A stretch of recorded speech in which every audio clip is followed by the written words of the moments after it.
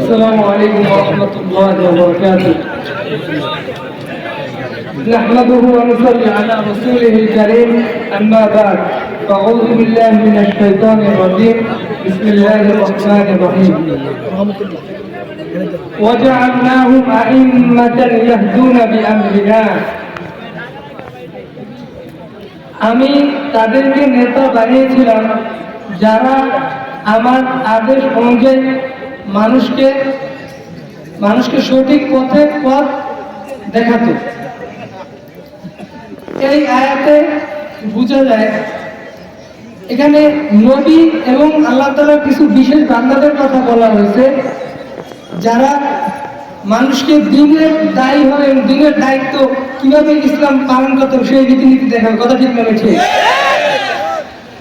তো ইসলামী আন্দোলন এরকম একটি সংগঠন যে ইসলামী, এখানে আমরা জানি এই আয়াত দ্বারা আরো বোঝা যায়। এই কথা বলেন না মুরব্বি, আলোচনা চেষ্টা করি। এখানে আল্লাহ তাআলাকে কিভাবে এই আয়াত দ্বারা বোঝা যায় যে আমরা আল্লাহ তাআলাকে জানানো এবং ভালো কাজের আদেশ করা এবং খারাপ কাজ থেকে বিরত থাকা। এই আয়াতের আল্লাহ তাআলা ওই নেতাদেরকে উদ্দেশ্য করে বলেছেন, নেতা তো সেই হবে যে আল্লাহর হুকুম মেনে মানুষকে সেইভাবে পরিচালনা করবে, মন করা কথা অনুযায়ী নয়। আমরা জানি যে আমেরিকান কিছুদিন আগে আপনারা জানেন একটা ফাইল প্রকাশ হয়েছে, এপস্টাইন ফাইল, কথা ঠিক না ঠিক?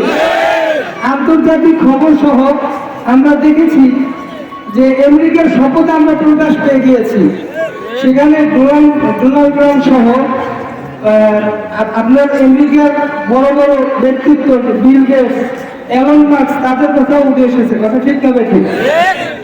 তো এখন আপনাদের কাছে পরিষ্কার যে আপনারা কি ইসলামী সভ্যতা চান না ওই সভ্যতা চান?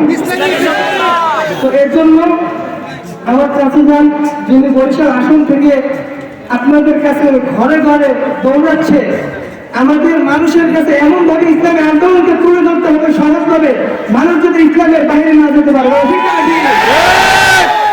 আমি এখানে আমার সংক্ষিপ্ত বক্তব্য শেষ করছি। আলহামদুলিল্লাহ রাব্বিল আলামিন।